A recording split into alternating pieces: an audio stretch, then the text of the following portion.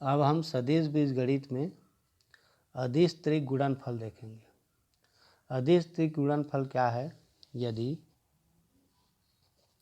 यहाँ पर तीन सदिश ए,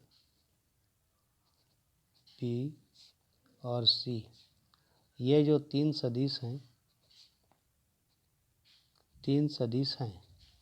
तो सदिश ए का सदिश बी और सी के सदिश गुणनफल के साथ, सदिश ए का सदिश बी और सी के साथ बी और सी के सदिश गुणनफल के साथ, सदिश गुणनफल के साथ अदिश गुणनफल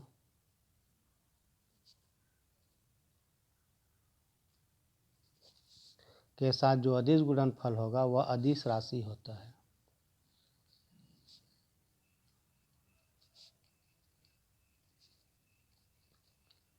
जिसे हम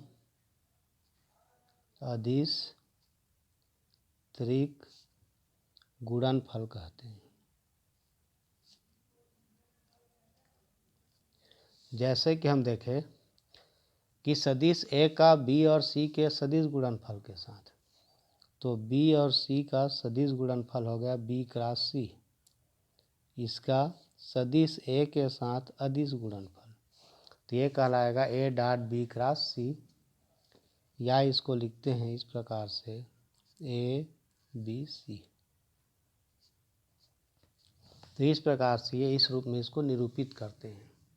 तो ये हुआ इसका अदिश त्रिक गुणनफल। इस अदिश त्रिक गुणनफल में इसके जो मान हैं, ये जो मान लिखा जाता है, जैसे मान लेते हैं इसके घटकों के रूप में व्यक्त करने के लिए, जैसे हम ए बी सी ये लिखे, इसको इस रूप में व्यक्त किया जा सकता है। यदि यहाँ पर ए बराबर मान लेते हैं A1I plus A2J plus A3K, इसी प्रकार सदिश बी बराबर B1I plus B2J plus B3K, और सी बराबर C1I plus C2J plus C3K हो गया। तो यहाँ पर इसको हम ए बी सी को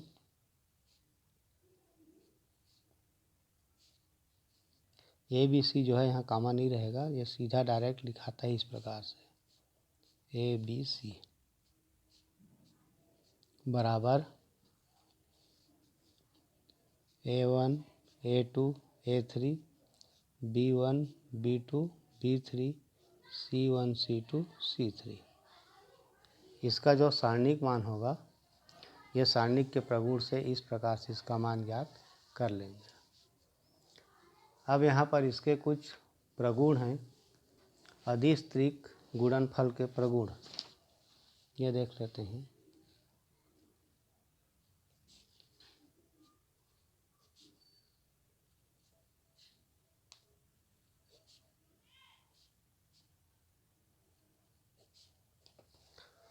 अदिश त्रिक गुणनफल के प्रगुण में इसका पहला प्रगुण जो है, यहाँ पर मिल जाएगा हमें कि यदि डैश और क्रॉस की स्थिति में, जैसे कि अदिश त्रिक गुणनफल जो है, पहला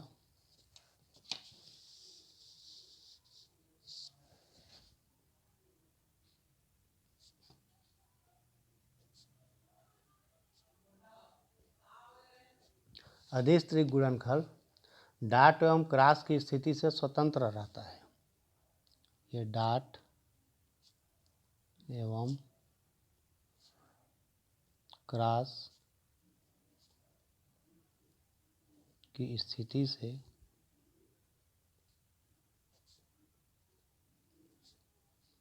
स्वतंत्र रहता है। स्वतंत्र रहता है का मतलब यह है जबकि सदिशों के बीच चक्रीय क्रम वही रहे।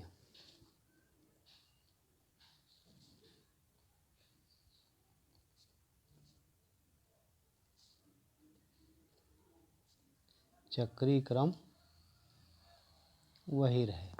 मतलब क्या हुआ, ए बी सी बराबर, जैसे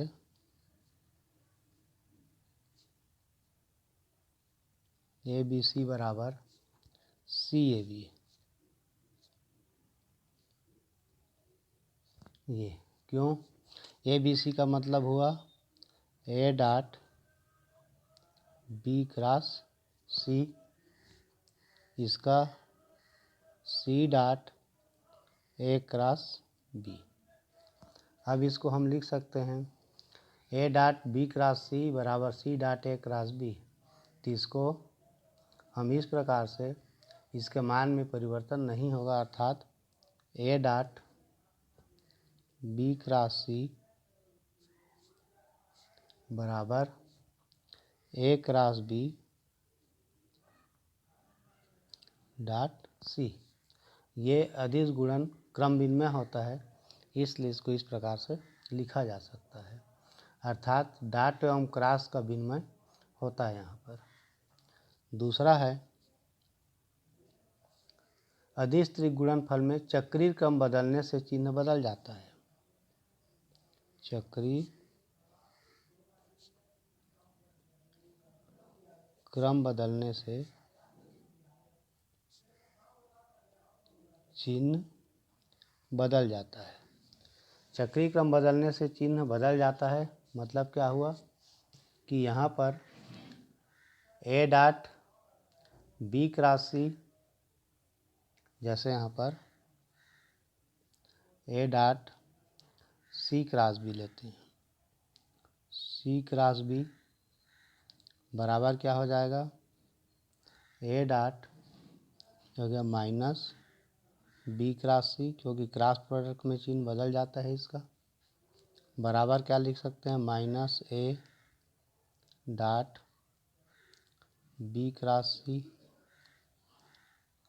अब इसको इस प्रकार से ये जो मान हो जाएगा हमारा ए डॉट बी क्रॉस सी बराबर माइनस ए डॉट क्या हो गया, सी क्रॉस बी। तो इस प्रकार से इसका चिन्ह बदल जाता है। अब इसमें है तीसरा, इसका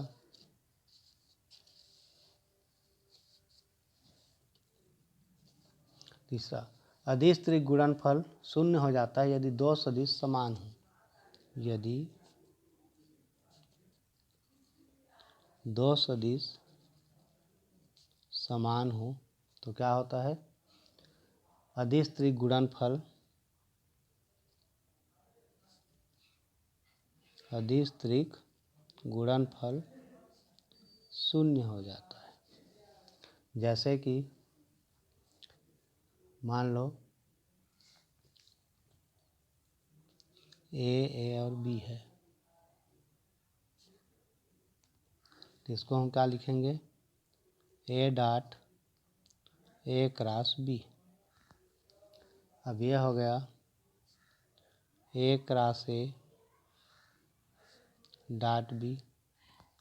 अब ए क्रॉस ए बराबर क्या होता है, जीरो, तो ये हो गया जीरो डॉट बी। तो कुल मिला के मान हो गया हमारा जीरो हो गया। इसी प्रकार से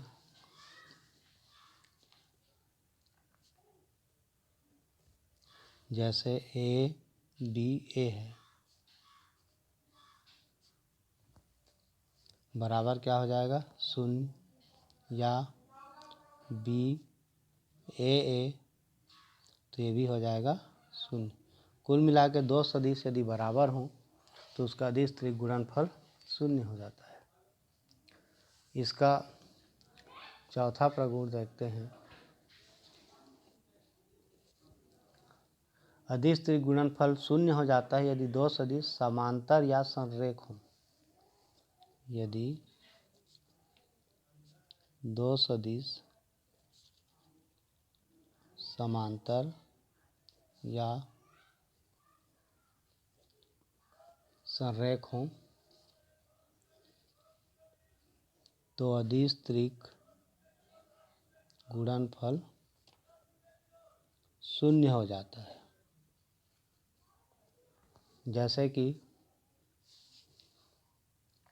समांतर या संरेख हो, मतलब मान लेते हैं समांतर या संरेख कब होगा, यदि c बराबर लैम्डा बी है। तो c बराबर लैम्डा बी होगा जहाँ लैम्डा एक क्या है, अदिश है। तो यहाँ पर ए बी सी का अदिश त्रिक करें तो क्या होगा, ए डॉट बी क्रॉस सी होगा। ए डॉट बी क्रॉस सी हुआ तो यह हो गया ए डॉट बी क्रॉस सी के जगह पर, इसके जगह पर कितना, लैम्डा बी, ये हो गया। तो ये हो गया lambda A dot B cross B. अब बी क्रॉस बी मतलब लैम्डा ए डॉट जीरो बराबर हो गया कितना, 0 हो जाएगा। तो इस प्रकार से ये जो मान है अगर समांतर या संरेख हो तो शून्य हो जाएंगे। और इसका एक पांचवा देख लेते हैं।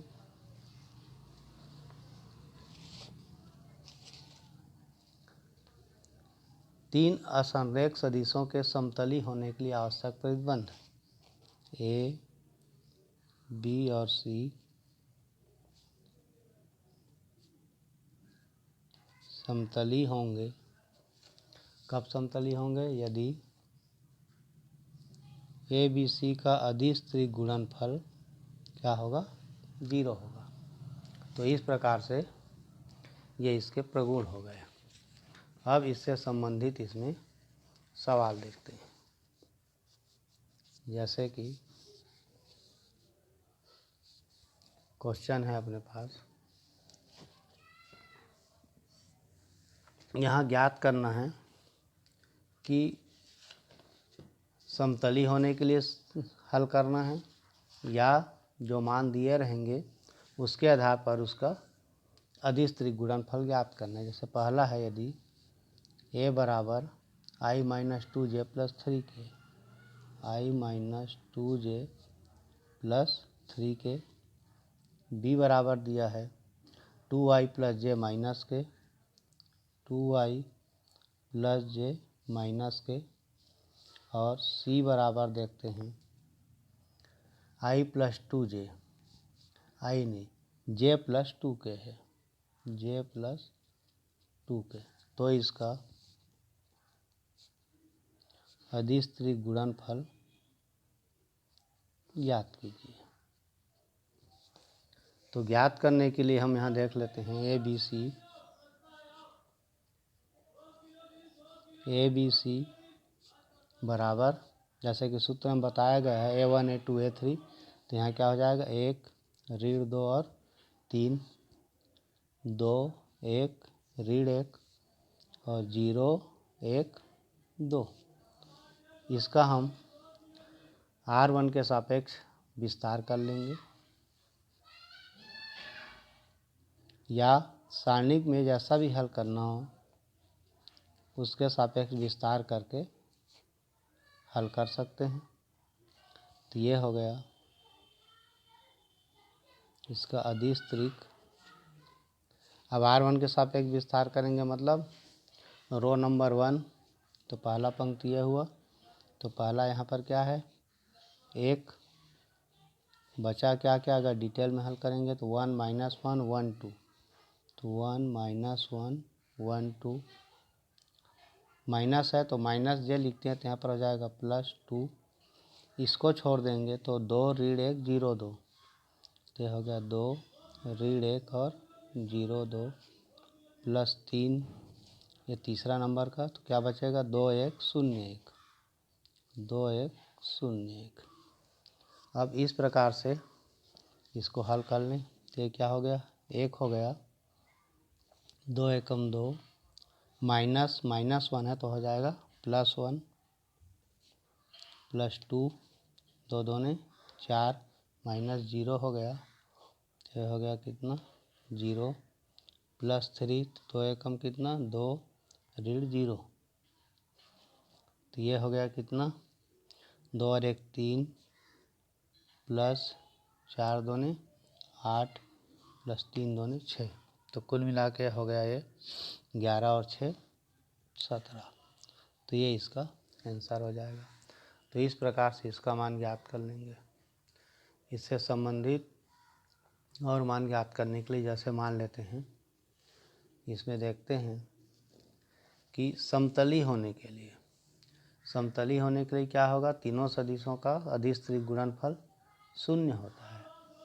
अब उसी से संबंधित सवाल, जैसे कि यहाँ पर देखते हैं कि यदि लैम्डा का मान ज्ञात करना है, का मान ज्ञात कीजिए यदि i माइनस जे प्लस के और 2k प्लस जे माइनस 2i प्लस जे माइनस के, और तीसरा है लैम्डा i माइनस जे